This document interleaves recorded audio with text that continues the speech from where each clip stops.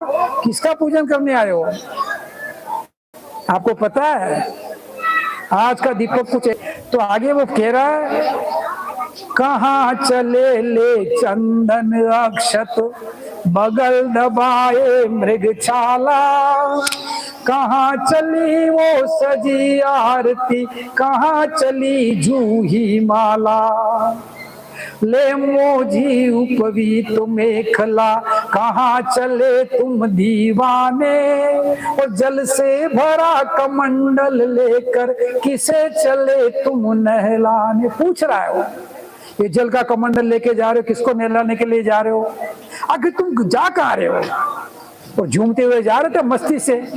सन्यासी जा रहा था, वो कह रहा है गांव का आदमी, चले झूमते मस्ती से तुम, क्या फनाफत आए भूल।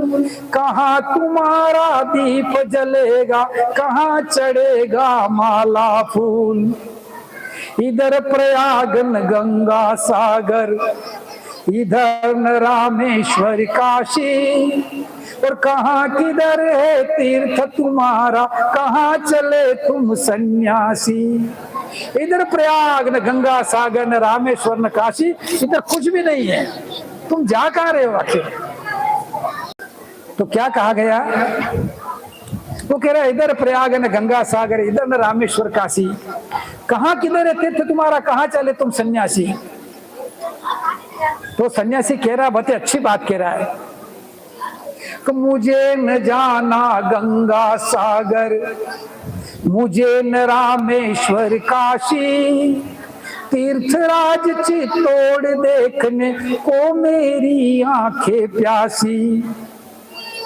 अपने अचल स्वतंत्र दुर्ग पर सुनकर वेरी की बोली, निकल पड़ी लेकर तलवारें जहां जवानों की टोली।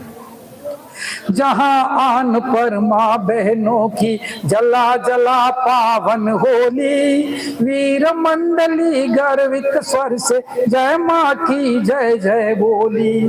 वहीं जा रहा पूजन करने। क्या बोल रहा है? कहाँ जा रहा हूं मैं? मुझे प्रयाग नहीं जाना, मुझे गंगा सागर नहीं जाना, मुझे रामेश्वर नहीं जाना, मुझे काशी नहीं जाना, मेरे को कहाँ जाना है? तीर्थराज चित्तौड़ देखने को मेरी आंखें प्यासी। वो कह रहा है मेरे को चित्तौड़ जाना है। चित्तौड़ में क्या हुआ था?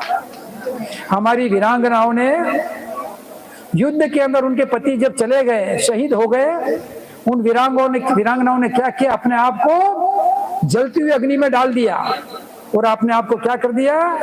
जोहर कर दिया। पति नहीं तो हम क्यों जिए? अब हजारों बहनें पद्मिनी के साथ में वो जोहर व्रत करती हुई आग में कूद पड़ी और जला करके अपने आप को नष्ट कर दिया। ये दीपक कुछ ऐसा ही है। तो धरा पर अंधेरा बहुत हो गया है, अब तो क्या करना पड़ेगा? दिए से दिए को जलाना पड़ेगा। एक बार क्या हुआ, भगवान बुद्ध के पास में उनका एक प्रिय शिष्य था जिसका नाम था आनंद। वो आनंद गया और ऐसी घड़ी में गया जब बुद्ध की मरने का टाइम आ गया। तो भगवान बुद्ध के पास में आनंद गया और जाकर के कहा कि आज की रात आपकी लास्ट है, अंतिम रात है आज, और थोड़ी देर बाद आप शरीर छोड़ दोगे, यानी आप मर जाओगे। और आप जब चले जाओगे, आप हमारे गुरु हो, आप हमारे भगवान हो, और आप जब नहीं रहोगे, हमारा मार्गदर्शन कौन करेगा? हमारे प्रश्नों का उत्तर कौन देगा? हमारी समस्याओं का समाधान कौन करेगा? हमको रास्ता कौन बताएगा? तो आनंद ने जाकर के कहा, तो बुद्ध ने बहुत अच्छा जवाब दिया। बुद्ध ने कहा कि अपदीपो भव, अपना दीपक आप बन जाओ, अपने अंदर का दीपक आप जला लो, हो गया, उजाला हो जाएगा अंदर, और ज्यादा कहीं जाने की जरूरत नहीं है। दीपक अंदर का कैसे जलावे? कौन सा दीपक जलावे? अंदर कालिक बहुत हो गई है, अंदर ईर्ष्या का दीपक जल गया है। इतना दीपक जो लोभ मोह राग द्वेष ईर्ष्या इतनी भर गई है, वो काली माँ इतनी ज्यादा हो गई है, वो मन का मेल नहीं धोया तो कैसे आएंगे भगवान।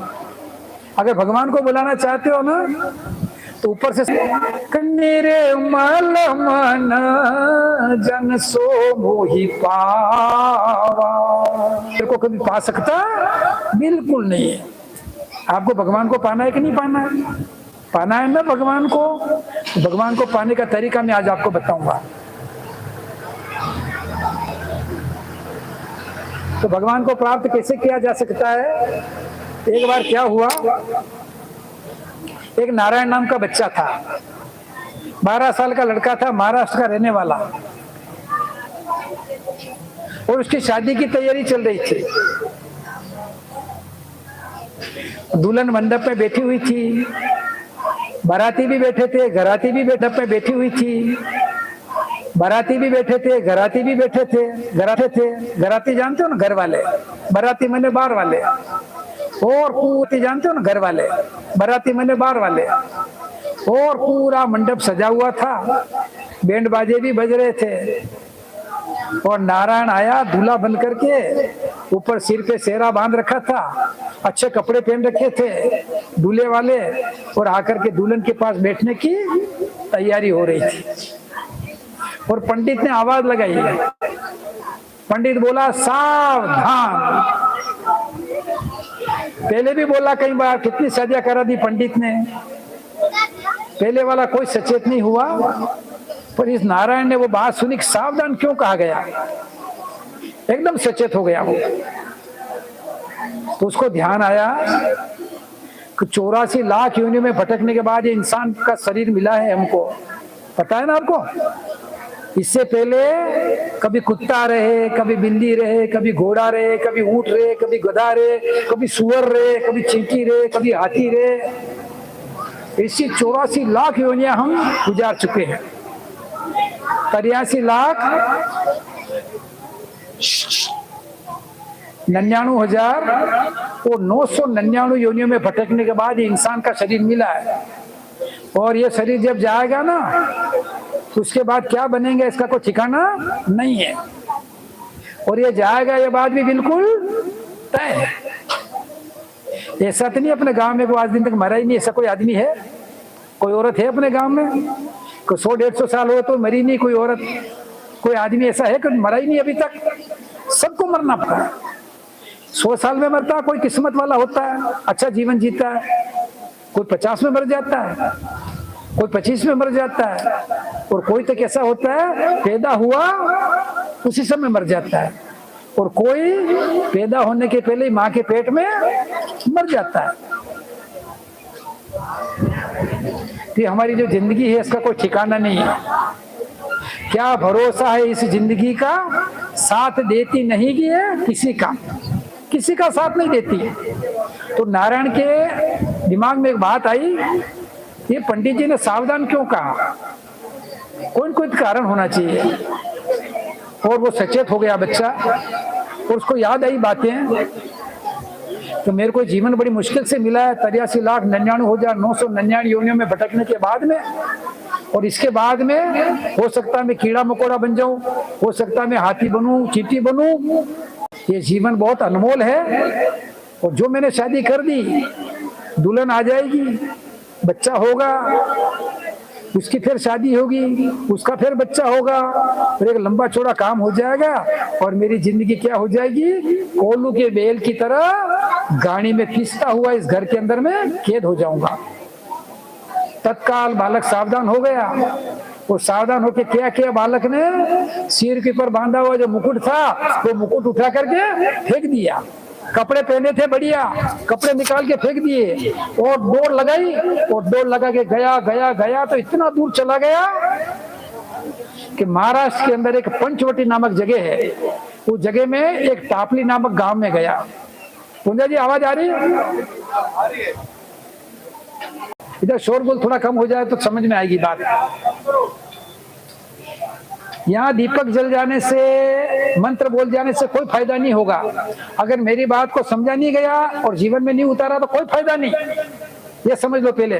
और जगह भी इतनी सही नहीं है कि आप शांति से बैठ सको, आसपास में शोरगुल बहुत हो रहा है और माइक की आवाज भी इतनी ज्यादा नहीं है, आप सुन सको। बहुत अच्छा लग रहा है। और 11 महानुभावों का मैं नाम ले लूं पहले, तो फिर बात को आगे शुरू करूं, जिन्होंने कठोर तप करके गर्मी में घर घर जाकर के आपको निमंत्रण दिया। आदरणीय प्रेम जी भाई साहब, मोग जी, पूंजा जी, नारजी लिखा शायद, धूल जी, लाल जी, केव जी, अमर जी, प्रेम जी, गोता जी, गंगाराम जी, लाल जी, मोर जी, नंग जी, कालूराम जी, कचरा जी, उदयलाल जी, वाल जी, प्रेम जी, देवकरण जी, वासुदेव जी, वाल जी, और कल्पेश भैया और उनकी मम्मी जसोदा भाई, और एक बहन और है जिन्होंने कल हम जहाँ ठहरे वहां की सफाई की। इन सब लोगों को खूब सारी मंगल कामनाएं। गर्मी में घर घर गए, पीले चावल दिए और उनकी वीडियो कैसेट बनी। और कईयों के जवाब मेरे पास में आए कि आप कातनवाड़ा गांव में हो और कातनवाड़ा गांव में पटेल जी घर घर घूमे हैं, ऐसा तो कोई बहुत कम होता है। गर्मी के टाइम में घर घर नूता दिया, तो इतने सारे लोगों को प्रेम से बुलाया। और जब आप सुनोगे नहीं, बात को समझोगे नहीं, तो आपको भी मजा नहीं आएगा, मेरे को भी मजा नहीं आएगा। अब थोड़ी देर, आधा घंटा प्रेम से सुनो, उसके बाद दीपे की अपन करेंगे। तो 12 साल का लड़का, उसके कान में पड़ी सावधान, और बच्चा सावधान हो गया। उसको पहले के जन्म याद आए, योनियां याद आई, लोग दुखी नजर आए उसको बहुत सारे, और उसने अपना सेरा उठा के फेंक दिया, अपने कपड़े फाड़ के फेंक दिए, और वहां से पट्टी लगाकर दौड़ के चला गया महाराष्ट्र के अंदर पंचवटी के पास में टापली नामक जगह पर गया और जाकर के तपस्या करने के लिए बैठा। 12 साल तक घनघोर तप किया, और 12 साल के बाद में जब उठा तो नारायण क्या बन गया? समर्थ गुरु रामदास बन गया। कौन रामदास? जिसने छत्रपति शिवाजी को तैयार किया, शिष्य बनाया, और महाराष्ट्र के अंदर उन्होंने उनको क्या दिया? भवानी तलवार दी। बात क्या कहने की, यही बात है। एक बच्चा सचेत हो गया, चला गया, उसका नाम समर्थ गुरु रामदास का पूजा जाता है, और शिवाजी उनके शिष्य बने। तो अगर घर में फंस गया होता, शादी कर ली होती, दुल्हन आ गई होती, बच्चे हो जाते, छोटा मोटा मकान बना लेता, और उसका नाम मटिया मेट हो जाता। होता कि नहीं होता? बोले गायत्री माता की। तो समर्थ गुरु रामदास कौन था? मेरे पास में है, ये जो दिख रहा है आपको फोटो, ध्यान से देखो, ये कौन है? समर्थ गुरु रामदास। और इनको भी पता नहीं कि मैं रामदास था यूं, लेकिन ये जिधर जटाओं वाले दिख रहे हैं आपको, बड़ी बड़ी जटाओं वाले फोटो दिख रहा है आपको, उस पर मैं लाइट लगाऊं तो आपको नजर आएगा। बात को बड़े ध्यान से समझिए आप। ये फोटो दिख रहा है, जिनका नाम तो है श्री राम शर्मा आचार्य, लेकिन इनको पता नहीं था अपने जन्म का कि मेरे पूर्व जन्म में क्या रहा। लेकिन उधर दाढ़ी वाले दिख रहे हैं, वो हिमालय पे रहते हैं, उनका नाम है सर्वेश्वरानंद जी महाराज। क्या नाम है सभी बोलो? सर्वेश्वरानंद जी महाराज। और इनकी उम्र कितनी है? 700 साल। इनके घर पे आए, 15 साल की उम्र में आए, और 15 साल की उम्र में आकर के इनको रास्ता बताया, इनके पूर्व जन्म के हाल बताए कि बेटा तू साधारण आत्मा नहीं रही हुई है, अब से पहले तू रामकृष्ण परमहंस रहा और तेने स्वामी विवेकानंद को तैयार किया, उससे पहले समर्थ गुरु रामदास रहा और छत्रपति शिवाजी को तैयार किया, और उसके पहले तू संत कबीर के रूप में रहा धरती के ऊपर।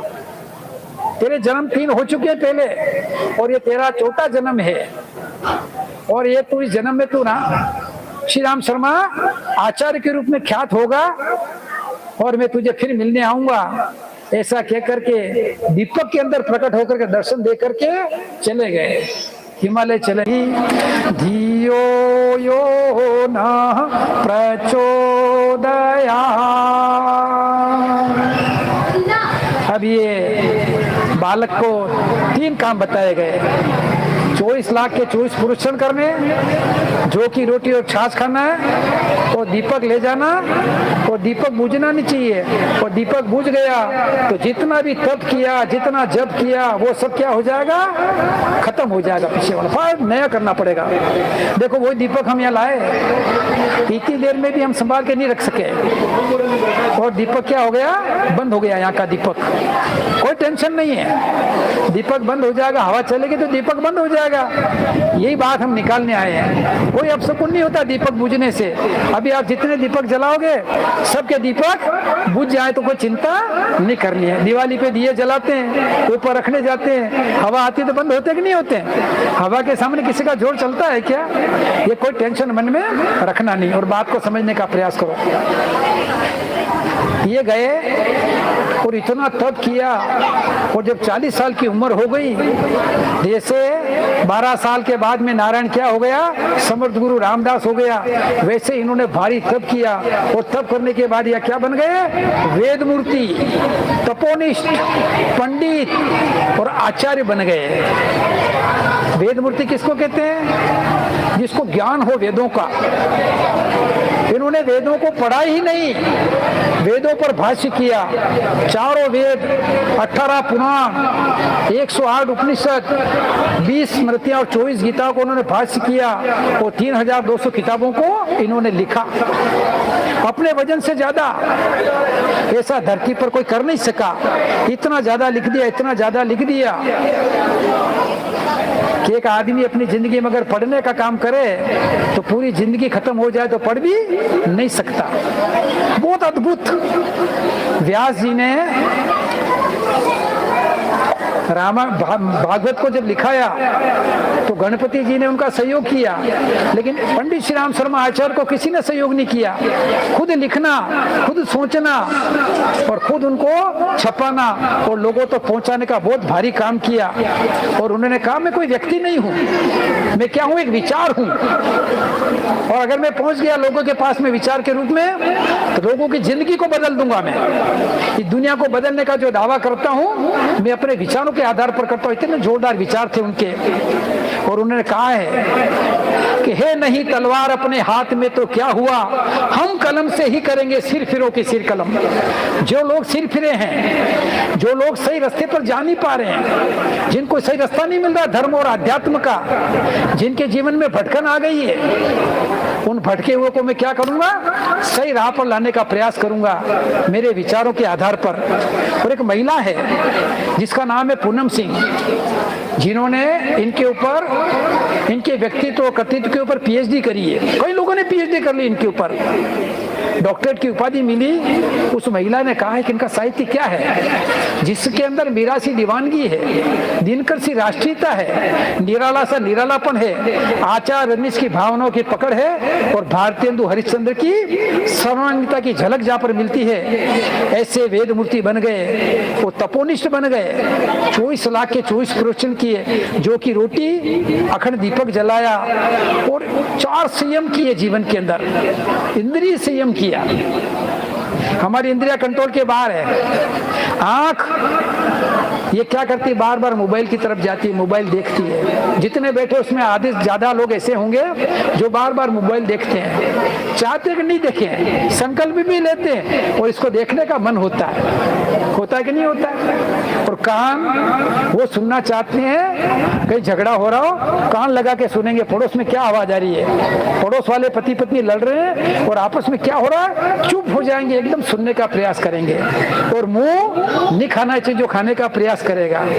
अभी बढ़िया तृप्त होकर के भोजन कर लिया, 4-5 रोटी खा ली, लेकिन कोई ला करके एक प्लेट में हलवा और दे दे, अभी मन हमारा क्या होता है, मुंह में लार आ जाती है और मन हो जाता है उस हलवे को खा लें। भूख नहीं है तो भी खा लेंगे। और हलवा खाया और कोई 4 गुलाब जामुन ले आया तो दौड़ करके गुलाब जामुन खाने का मन हो जाता। हमारा होता है कि नहीं होता? ये इंद्रियां हमारे कंट्रोल के बाहर है। देखो ध्यान दो, एक मछली जिसकी जुबान कंट्रोल के बाहर होती है कि नहीं होती है? मछली मारने वाला आता है और एक कांटे के आगे कोई मांस का टुकड़ा लगाता है, पानी में फेंकता है और मछली उसको खाने के चक्कर में आती है और कांटे में फंस करके मर जाती है। भंवरे के नाक नियंत्रण के बाहर होता है, कमल के फूल के ऊपर जाके बैठता है और उसकी गंध को खींचता है नाक के द्वारा, श्वास के द्वारा खींचता है खींचता है खींचता है। कब शाम होती पता नहीं लगता और कमल का फूल बंद हो जाता है और भंवरा क्या होता है, उस कमल के फूल के अंदर कैद हो जाता है। रात को कैद रहता है, हाथी आते हैं तालाब के अंदर, कमल के फूल को तोड़ के खा जाते हैं और वो भंवरा हाथी के मुंह में चला जाता है। मछली की जुबान कंट्रोल के बाहर, भंवरे का नाक कंट्रोल के बाहर, पतंगे की आंख कंट्रोल के बाहर। जहाँ कहीं भी आग लग रही हो, पतंगे जाते हैं दौड़ दौड़ के, ये नहीं सोचते कि हमारा क्या होगा। क्षमा कहे परवाने से दूर चला जा, कि तू दूर जा, लेकिन वो दूर नहीं जाता और उस पर जल करके वो मर जाता है। मरते कि नहीं मरते कितने सारे पतंगे, क्योंकि उनकी आंखें कंट्रोल के बाहर है। और हिरण की कान कंट्रोल के बाहर होते, हिरण के। जहाँ कहीं भी जंगल में हिरण रहता है, शिकारी आता है, तीर चलाता है, सनसनाता हुआ तीर जाता है, दौड़ के चाहे तो बच सकता है, लेकिन उस आवाज को सुनने के लिए रुक जाता है, तो रुकते ही तीर उसको लग जाता है। तो हमारी तो तमाम इंद्रियां कंट्रोल के बाहर है। एक पक्षी की, एक जानवर की एक इंद्री कंट्रोल के बाहर हुई और मौत के मुंह में चला गया, तो हमारा तो मौत के मुंह में जाना तय है। वो 100 साल जीना हमारे लिए भारी है। ये वेद मूर्ति बन गए, तपोनिष्ठ बन गए और क्या बन गए, पंडित बन गए। पंडित किसको कहते हैं पता आपको? पंडित होने के लिए कोई ज्यादा ज्ञान प्राप्त करने की जरूरत नहीं है। शास्त्रों में कहा गया है तो पोथी पढ़ पढ़ जग मुआ और पंडित भयान कोए, ढाई अक्षर प्रेम का पढ़े सो पंडित होए। कितना पढ़ना पड़ता है? 2.5 अक्षर। जिसके जिंदगी में प्रेम आ गया वो क्या बन गया? पंडित हो गया। मीरा के जीवन में कृष्ण के प्रति क्या आ गया? प्रेम आ गया। और जब प्रेम आ गया ना तो उसको राजमहल अच्छे नहीं लगते थे, सोने चांदी पहनना अच्छा नहीं लगता था, अच्छे कपड़े पहनना सुहाता नहीं था, और सितार बजाती हुई महलों से बाहर निकल जाती थी। कितना प्रयास किया रोकने का, किया कि नहीं किया है? महलों में कैद करने का प्रयास किया, जहर का प्याला देने का प्रयास किया, सांप की पिटारी ला करके रख दी, उसके पास में सांप काटे और मीरा मर जाए, लेकिन वो क्या बन जाता है? उसके गले के हार बन जाते हैं। वो जहर क्या बन जाता?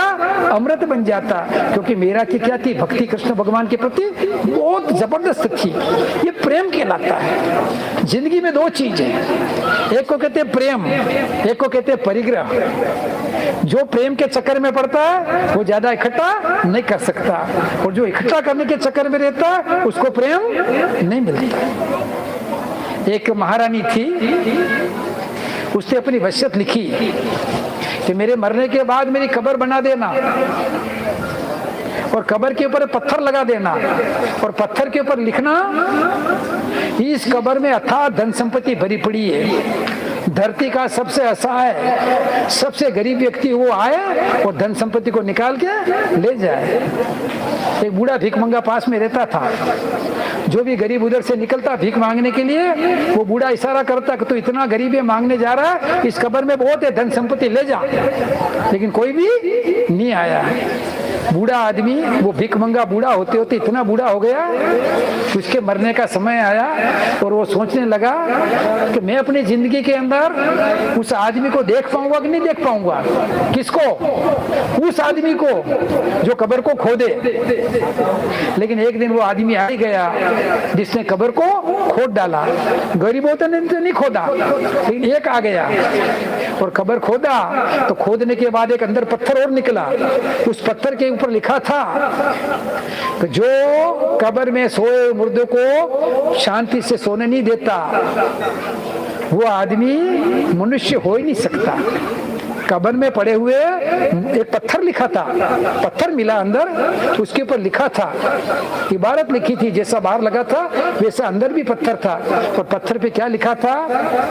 जो धन के लिए इस कब्र में पड़े हुए मुर्दों को चैन से सोने नहीं देता वो मनुष्य हो ही नहीं सकता। उसने कब्र बंद की और जाने लगा तो बूढ़ा भिखमंगा ऊंचा उछल उछल करके हंसने लगा, कूदने लगा कि आज मैं धरती के सबसे गरीब आदमी को देख पा रहा हूं। और वो कौन था? पास के देश का राजा था। कौन था? राजा। इतनी गरीबी थी उसकी, राजा की दिल की गरीबी इतनी ज्यादा थी कि उसने कब्र को खोद डाला। तो मैं आपको बता रहा था कि परम पूज्य गुरुदेव पंडित श्री राम शर्मा आचार्य क्या थे? पंडित थे। उनके जीवन में प्रेम इतना लबालब भरा हुआ था। वो कहते थे कि मैंने जिंदगी में एक ही व्यापार किया, और व्यापार क्या किया? प्यार, प्यार और प्यार।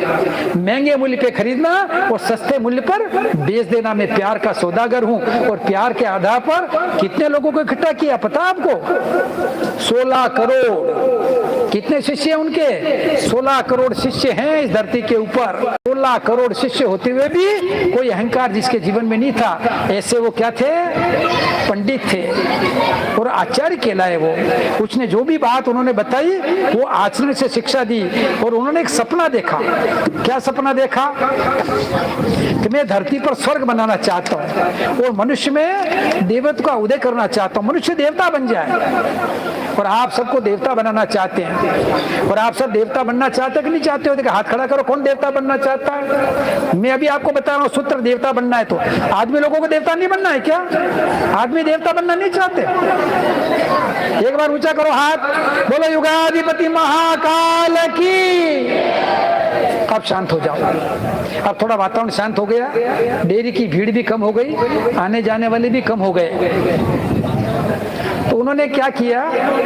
इतने तप के आधार पर एक फार्मूला बनाया, एक सूत्र बनाया कि अगर मनुष्य देवता बनना चाहता है और धरती पर स्वर्ग को लाना चाहता है, 3 तरीके हैं, चौथा तरीका नहीं है। अगर आप चाहते हो हमारे घर में स्वर्ग आ जाए, हमारे जीवन में स्वर्ग आ जाए, हमारे पड़ोस में स्वर्ग आ जाए, हमारी जाति और समाज में स्वर्ग आ जाए और हमारा गांव क्या बन जाए? स्वर्ग जैसा बन जाए।